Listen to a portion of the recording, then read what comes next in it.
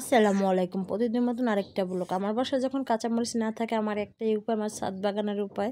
মরিচ না থাকলেও খুঁজে খুঁজে বের করি। তাই তো দেখেন ভিডিওটা শুরু করছি। তাই সকাল সকাল ওইটা আমি একটু ছাদে গেছি। আজকে দেখি বাসায় কাঁচামরিচই ছিল না, তো ছাদে যেয়ে একটা গাছে 4টা মরিচ পাইলাম। তো ওই গাছের থেকে এই মরিচগুলো ছিঁড়ে নিলাম। এই দেখেন কত সুন্দর করে মরিচগুলো ছিঁড়তেছিলাম, মাশাআল্লাহ। তো এই তো একটু সকাল সকাল একটু আমার হাজব্যান্ডের আবার ঠান্ডা লাগছে, বলতেছে একটু ভর্তা করো ধনিয়া পাতা। ভর্তাটা কাছে থেকে ধনিয়া পাতা আনলাম আর মরিচ আনলাম। তো এগুলো আজকে ভর্তা করে এখন বলে রুটি খাবে। কি আজব একটা কাহিনী দেখেন। তো বাসায় আজকে দেখি ফ্রিজ খুলে দিয়ে মরিচই ছিল না। তো মরিচ না থাকার কারণে আমি একটু ছাদে গেলাম, দৌড়ে যেয়ে ছাদে যেয়ে সুন্দর করে 4-5টা মরিচ নিয়ে আসলাম। একটা ববের মরিচও নিয়ে আসছিলাম, একটু ঝাল ঝাল ভর্তা করে দিব। তো এই তো আইসা আটা উটা সিদ্ধ করে নিলাম। তো এই তো ধনিয়া পাতা ভর্তা করছিলাম, যেহেতু একটু তাড়াহুড়া করে। আর এদিকে কারেন্টের ছিল, রুটি ভাজতে যাবো নাজেহাল।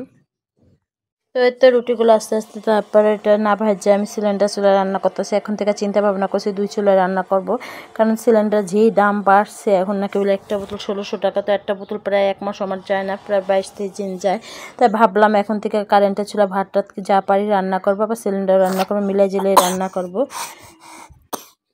তো এর তো আমার সাদা রুটিগুলো ভাজা হয়ে গেছে, সিদ্ধ আটা রুটিগুলো। আর এদিকে নাস্তা করার পর আর করতেছিলাম বোতা শাক রান্না করবো আর আইড় মাছ রান্না করবো। আমার হাজব্যান্ড আজকে একটু বাসা, যেহেতু একটু শরীরটা ভালো না, শুয়ে রয়েছে বাবুকে নিয়ে। তো যাই হোক, তাই তো আমি রান্না বান্না প্রায় শেষ পর্যায়ে আসছি। আর আমার এদিকে মানে বয়স দিতে গেলে আমার এদিকে ওদিকে সমস্যাই হয়, গাড়ির শব্দ, এই শব্দ ওই শব্দ, ড্রিল মেশিনের শব্দ।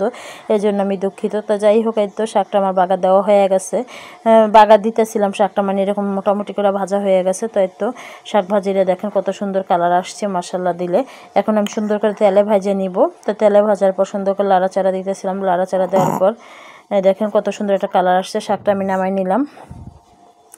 তো শাকটা নামানোর পরে দেখেন কত সুন্দর।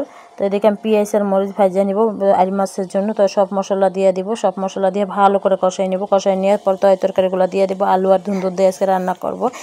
তো ওই তো দেখেন কত সুন্দর একটা কষানো হয়ে গেছে। এখন আমার প্রিয় তরকারিটা দিয়ে দেবো, ধুন্দুল তরকারিটা। কারণ ধুন্দুলটা এখন পাওয়া যায় না। ওদিন দেখি বাজারে যায়, দেখি এক লোক ধুন্দুল নিয়ে বসে রয়েছে। আমার তো মাথা নষ্ট হয়ে গেছে, ধুন্দুল আমি কিনা পারি বলেন তো, যেতে যত টাকাই হোক না কেন, কারণ খাই একটু প্রিয় তরকারিটা ধুন্দুল ভালো লাগে আমার কাছে। তাই তো আইড় মাছগুলো দিয়ে দেবো। আর আজকে আমি ভুলে গেছিলাম আইড় মাছ কষাইতে, ভাজতে, মানে আসলে একটা ভুলে গেছিলাম, পরে এইভাবে ভাবলাম, কিন্তু তরকারিটা তারপর কম মজা হয়েছিল অনেক। তাই তো দেখেন বড়িগুলো আমি এখন ছিঁচে নেব। দুপুরের পরে রান্নার পরে পুরো দুপুর ঠিক ছিল।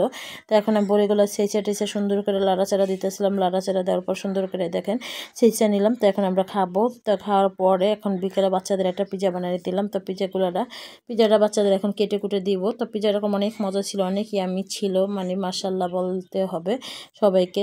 দেখেন পিজাটা কত সুন্দর একটা কালার। তো আমরা পিজা খাইতেছিলাম। তো সবাই ভালো থাকবেন, সুস্থ থাকবেন, আল্লাহ হাফেজ।